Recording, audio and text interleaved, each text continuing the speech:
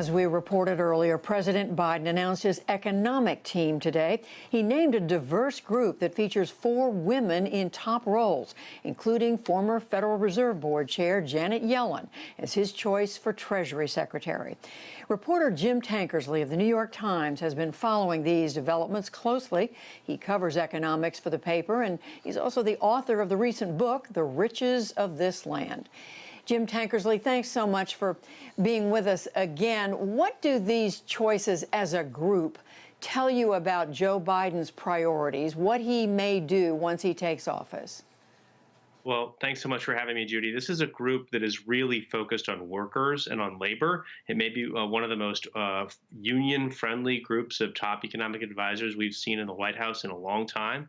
And in particular for policy, right out of the gate, it's a group that's going to be very committed on the idea of trying to get the economy up and running as fast as it can, as quickly as possible, in order to boost worker wages. And it's going to be not at all shy about pushing additional deficit spending by the federal government in order to get there.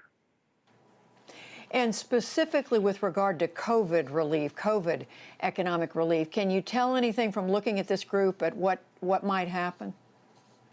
Yeah, they've been very clear, a number of them, from Janet Yellen and Neera Tanden on down of these picks, about the sorts of things that need to be done to help people and businesses and state and local governments survive this pandemic. And that includes more direct aid to individuals. It includes more help for small businesses and in particular aid to states and local governments who have big budget holes.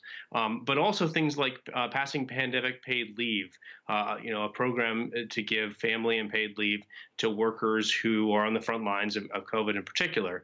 And I think that you'll see all of those policies pushed early on by the Biden team. So let's talk specifics. Janet Yellen at Treasury, the first woman to hold that job, as we were saying.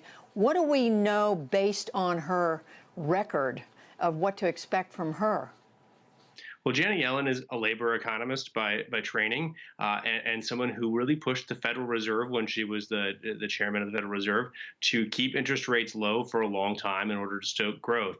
And I think we'll see more of that out of her here, more of a focus on inequality and on workers. And, another thing that she's focused on a lot in the last couple of years is on tearing down the barriers of discrimination in the economy to help women in particular succeed. And I think you'll see her focus on that as well. It's been a big deal for her in the economics profession, but it's something that she has talked a lot about having enormous consequences for the broader economy.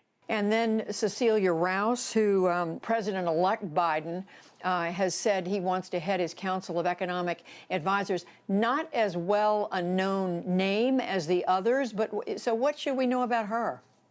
Well, she'll, if she's confirmed, she'll be the first Black economist to head the Council of Economic Advisors. She was on the council under President Barack Obama. She's also a labor economist, a real expert in a variety of things having to do with labor and education. And just like Janet Yellen, has focused a lot of academic work on the effects of discrimination.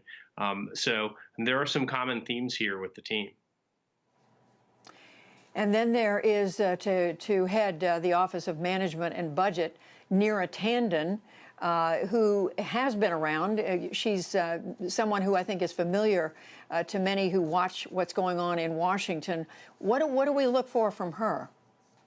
Well, Neera Tanden runs the Center for American Progress, which is a liberal think tank, and she has been an advisor to Hillary Clinton. She's been around Washington for a long time.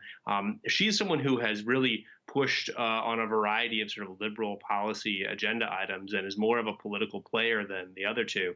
But I think with Neera Tanden, you will see a focus in the OMB, if she's confirmed, on things like climate change, healthcare, on sort of not shying away, again, from running budget deficits to stoke growth, which is, a real, I think, departure from what many progressives thought they might be getting if Biden had appointed someone who was more of a moderate deficit, longer-term deficit hawk Democrat to that position.